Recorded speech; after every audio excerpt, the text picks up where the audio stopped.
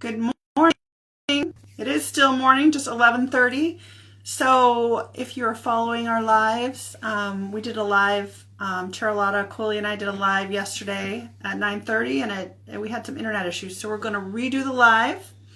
I'm waiting for her to join me. If you, let's see, am I joining this way? My name is Suzanne. I am a speech language pathologist. We're going to be talking about your voice and why it's important. All right, I'm just going to add in Charlotta here. There we go. I'm getting.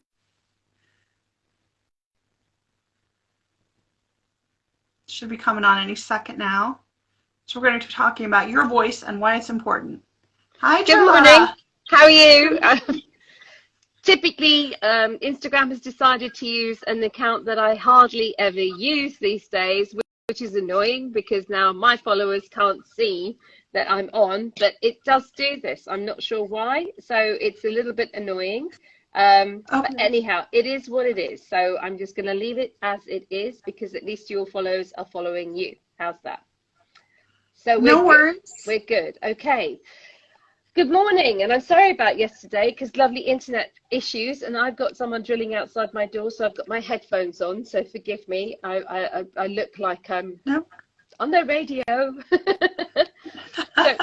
No problem at all. Cool. Now, let's make up for yesterday. You need to, please, tell me everything that we were talking about yesterday, because yesterday just didn't work. Good old internet.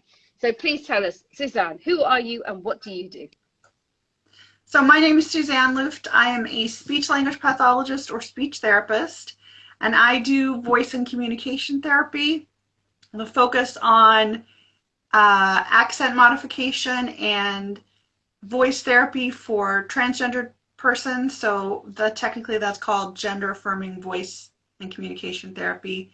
And really these techniques could apply to anyone who wants to know how to use their voice better, especially in this age of teleconferencing and Clubhouse and all these things that are different for us now after the last year of the pandemic. Definitely. So why is our voice important? When we talked about this yesterday and when we've talked about it before, for me, it's that unique identifier. So if I were to leave you a voicemail and I didn't say it was me, chances are, because we speak so much, you'd know it was me. But I know there's so much more to this. We talked about it yesterday, but I'd love to go back on it. Why is it so important, please, Suzanne? Well, our voice does amazing things for us. I mean, it really does communicate our identity and our needs. So like you said, I could recognize you on the phone, even if you didn't give me your name. I could recognize my favorite singer. You know, it's always like, oh, who's that singing on the radio? Oh, it's so-and-so. No. You know, like we can do all these amazing things with our ears because we recognize the identity of the voice.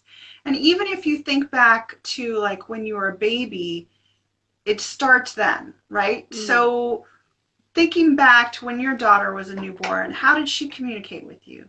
Yeah, you're right. It was crying, wasn't it? We talked about that. Yeah, because she would cry, and that's the weird thing because obviously she couldn't talk, so it was like her only way, but boy, did the crying set off a whole other side of stuff for me personally. Everything. So I guess it's the science behind. All they have.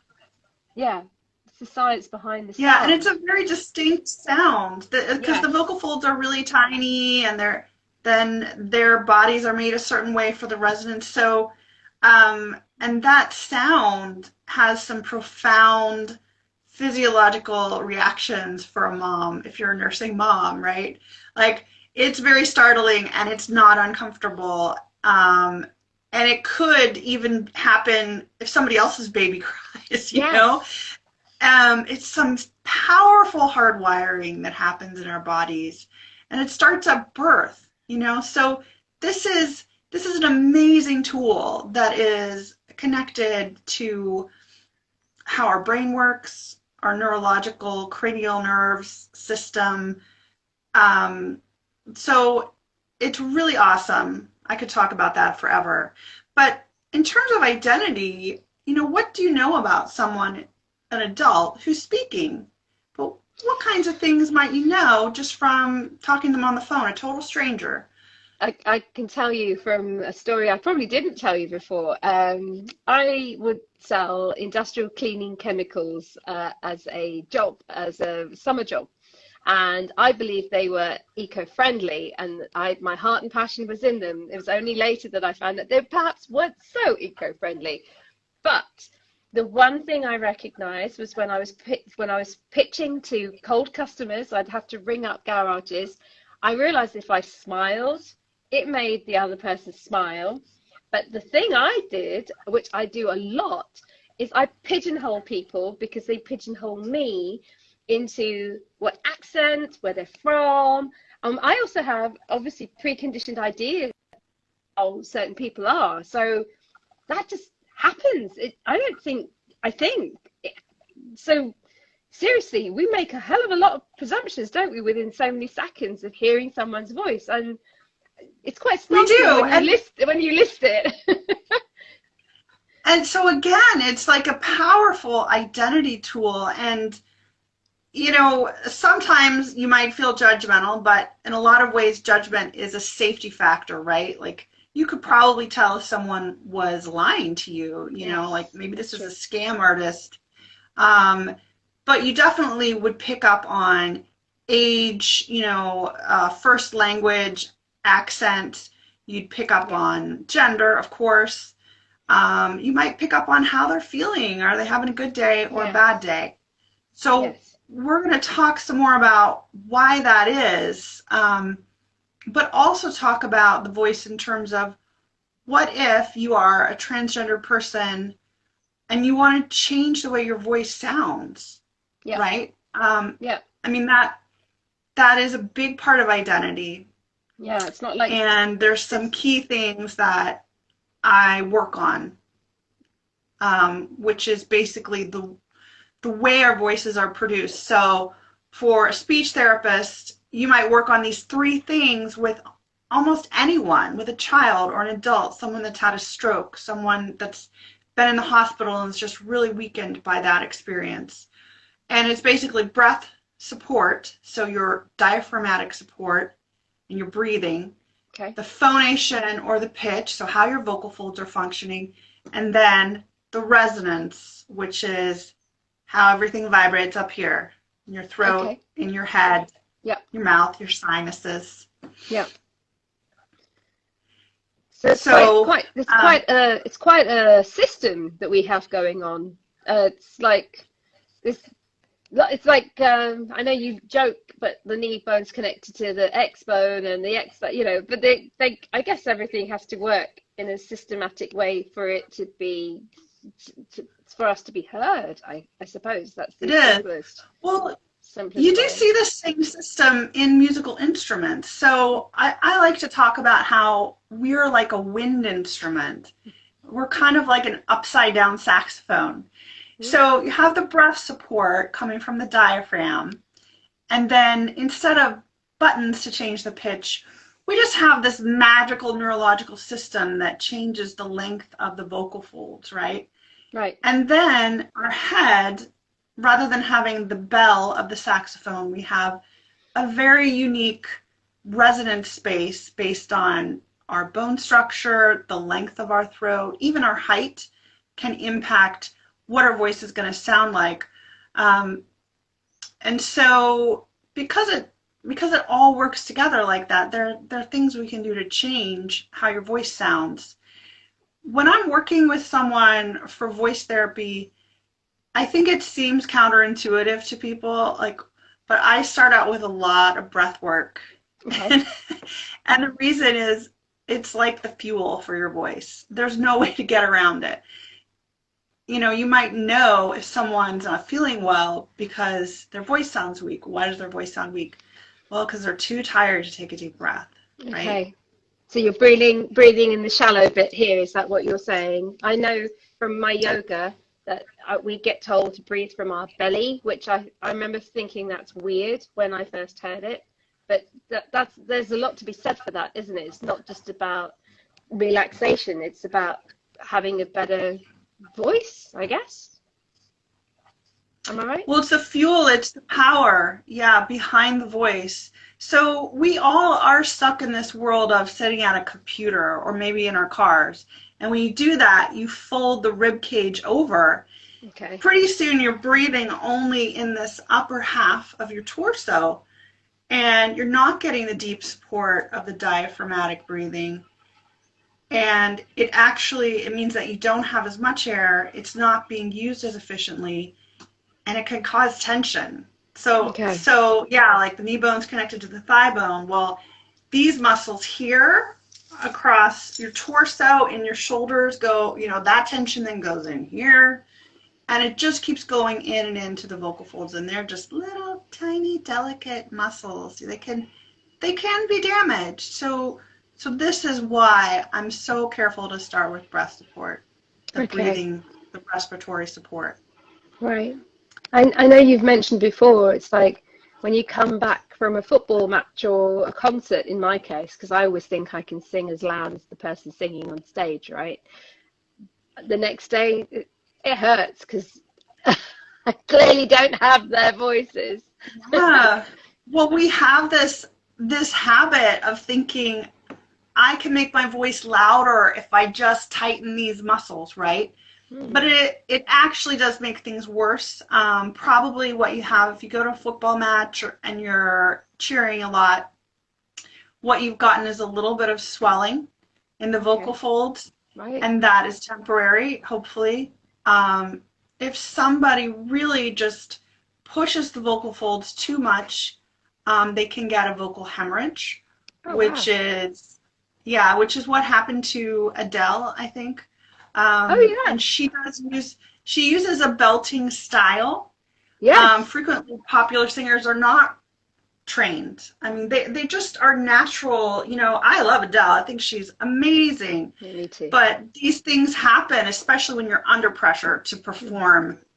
I mean, and you kind of can lose your technique. I mean, I've got lots of stories about that. But so that's the breath support being so important, and it protects the vocal folds. Then you get to pitch, and you know, a lot of times I find that with my transgender clients, they're really concerned Hmm. about pitch, pitch, pitch. This is the thing.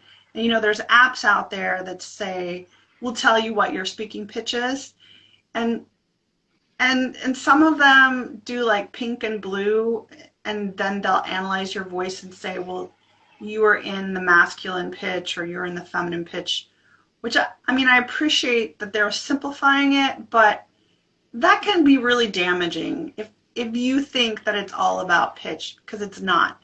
Hmm. Studies have shown that for listeners, it's the resonance that really is the deciding factor when a listener says, I think that voice is a woman's or a man's.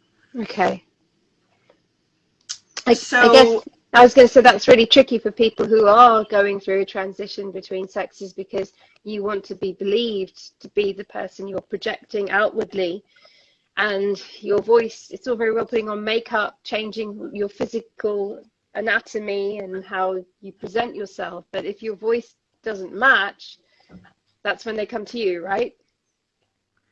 exactly. Yeah, and so it is a process. I like to do a consultation beforehand to make sure people are ready, Hmm. because it's something you want to be able to commit to practicing and doing sessions weekly and doing exercises, probably hopefully on a daily basis. I mean, we're Yeah. all busy, let's face it, but Oh, and then what I go into for resonance is just simple sensations of vibration in what we call that mask of the face. So you can actually hum and put your oh. finger on either side of your nose. It might Hmm. be stronger on one side because we're not symmetrical, but so if you don't feel it on one side, try the other side. But you can feel a buzzing. You might also feel it right here, on your upper lip. Yeah, there's a So yoga. that's what we call facial resonance, especially. There's a yoga that Yeah. makes you do it. Like, I think you close it there and then you press it here and you're meant to hum. And they call it Brahmari. So it's like the buzzing yoga. So it creates the vibration in your head. So that's thousands of years old. So I guess it's the whole, yeah, science is just catching up, I It suppose, is. in some ways. It's fascinating how it's all connected, right? It's Yeah, because our bodies, I mean, I really feel like they're magical. Like we're looking for magic all the time in movies and TV shows. Well, it's sure. right here. It's right here. And you sent me a message about how this kind of vibration meditation actually reduces anxiety, Yeah, right? I mean, it yeah. sort of calms and resets. And that's another one of my goals in the therapy, that I would have someone start by doing stretches, breathing Okay. exercises, this meditative humming to find the resonance. So it might be me, ma, Okay. and every time you change the vowel, the tongue changes that resonating space. That's how we perceive the different vowels when someone speaks, because our tongue's going forward or backward or my tongue's really back. So you want to practice those Okay. sounds with the resonance, and then you can move on to longer words, phrases, conversations, which obviously is our goal. Sure. Sure. Wow. So I guess it's, I suppose if you really concentrate, you could do anything. It's just using your body, the tool, in the right way, and just especially when it comes to speech. I know that I was particularly keen because of the fact that I've been going on to an app called Clubhouse a lot, and I can hear that people are getting tired. And I guess it's finding your voice which doesn't stress you, so that you're able to still speak authentically without hurting yourself. Do you have any tips for like ordinary people like me who are just trying to last the day sometimes? Definitely. So, I mean, I noticed this last spring when my husband started teaching Yeah. in this very room, in front of a computer, and I could hear his voice getting hoarser and hoarser because he didn't have a microphone. It was just a strange situation. Yeah. And so I wrote an article that is on my blog. So there's a link to that in my bio, which Okay. gives some really simple tips. Um, I mean, things like throat clearing can be really damaging. That's what I told him. I said, just stop clearing your throat, drink more water, because that's like going to cause the swelling. Um, Interesting. yeah, Go. yeah. I mean, some of these things are so simple that you feel almost ridiculous saying them Yeah. over and over, right? Don't clear your throat, breathe water, but they're really effective. I Yeah. would also recommend this idea of doing a little bit of warm up for your body, Oh yeah. because our entire body is our instrument. I used to hear singers say, "Oh, I was in the practice room warming up for half an hour, but I don't feel warmed up," And I would listen to like person after person say that when I was in school. And what I finally realized, a few years later, as I had more experience myself, is that it's not those tiny vocal folds that need to be warmed up. It's your whole body. Oh It's your wow. whole breath support. It's the energy behind the voice. So I like to recommend doing, stretches up. You're Okay. stretching these muscles in the Yeah. rib cage, and, take nice deep breaths while you're doing that. Like it's Okay. very energizing. It's like Do that a like couple yoga. times. It is. I mean, I love yoga. Mm. I always feel like my body's functioning better and I feel stronger. Shoulder rolls, very similar to yoga also is, I might recommend a forward fold, Hmm. but just very slowly rolling down, because you know, you don't want to damage your spine, and everyone's in a different situation with that. Sure. But when you're rolled down all the way, you really feel that low back and belly expansion, right? And that's Right. where you want the air to go. And then to feel that support coming out, you can do a very gentle kind of ha ha ha ha ha ha Should I ha ha try ha that? ha. So singers do this a lot, but yeah, go ahead and try it. It's odd because your belly moves. It, it It's is, not but normal. that's what you want. That's Yeah. what you want. I guess that's where belly And laugh comes from. Then you have a proper belly laugh and it feels so good. Part of it it. does. And Okay. that is the magical natural laugh that your body wants Yeah. to do. We get in these weird habits of tension. Yeah. So once you're kind of stretched out, you've got your breath flowing. Hmm. It is so much easier to have resonant and healthy speech because you have enough air to keep the vocal folds vibrating and you don't have to like tighten up in here. Okay. And then that air pushes into your resonant space and suddenly your voice is alive. Cool. And it should be that simple. The problem is it's not that simple because we get tied up in our modern habits, right? Mm. And our perceptions of how we should sound, how we should be standing. Should I wear these tight jeans or I I, let's not talk about tight jeans anymore. don't. Okay, we're moving on. We're moving on. And special things that a speech therapist might do, Yeah. is we know, first of all, we know all these tricks. We can put them together. I can customize it for someone and Okay. say, oh, okay, your voice is healthy, but really you just need breath work. Got it. Or, okay, you've got your breath support and your voice is healthy. Resonance is what you need to work on.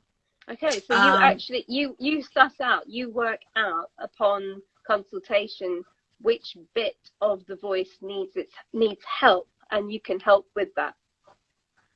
yeah, I start that right away in a phone consultation, Okay, talk about my process, and then I do an evaluation. This is because I'm a licensed, experienced practitioner. I sure. started as a singer. I've experienced singing. I have a master's degree in speech therapy, and then I have, work experience working with different kinds of people. So if I hear something wrong, I would have to refer someone to a physician. But Got it. next week, we're actually going to talk a lot about what I do in the evaluations. It's different from what I do in sessions where Okay, I'm going to push someone and train them to use the 3 subsystems we just talked about. But right. I'm really going to look at all the aspects of how you produce your voice in an assessment so that I'm not missing anything, first of all. And Sure. then, you check these boxes. This stuff is fine. Here's our goals. This is what we need. This is what you want. Yeah, And this is what I'm seeing. And yeah, talking to the client about what they need is really important. That's a yeah, big part of yeah, my eval too. yeah. Because they need reassurance from you that what they're doing and how they are is going in the right direction for what they wish to achieve. Because you're probably also managing their expectations of what they think they want versus what's actually physically possible for them. And that might not be easy for some people to take on board. But I think your job is phenomenal. I'm so delighted that you're educating me. Thank you. Next week, we're going to talk about, no, tell us, what are we going to talk about next week, Suzanne? Next week, we'll go in more depth about the assessment and what happens Okay, there and why. okay, Um, and then for week 4, I'll talk more about what I do in the therapy training. okay, And of course, it's different for everyone, sure. but I can present that and people might not, they might not know. Okay. No, So thank you so much. I'm really grateful. I can see that a friend of mine, Richard, has joined our call. I don't know if Richard's still on, but it's so nice to say hello and it's still good morning. So he's down in Wiltshire, and you're in Glasgow and I'm in London. So it's nice how amazing the internet is that we can still connect and see one another. And thank you for coming on to support us, Richard. I really appreciate it. So, Suzanne, have a great day. Thank you so much. And we'll talk. Our usual slot to do this is on Wednesdays at 9:30. So, Richard, if you're around next Wednesday, I'll be on my usual Instagram account, which is London Indian. But Suzanne is always on this particular account, which is Accents Plus, and it's cut off. Accents Plus. Accents Plus Speech Therapy. There's a link in my bio. You can DM me. Feel free to check out my website. I've got some exercises, and I've got a meditation. I've got some warm-up ideas. Cool. Definitely. I didn't realize you had all that stuff. That's brilliant. That's free resources for people to pick up on. What's not to like? Fantastic. Absolutely. Well, thank you so much.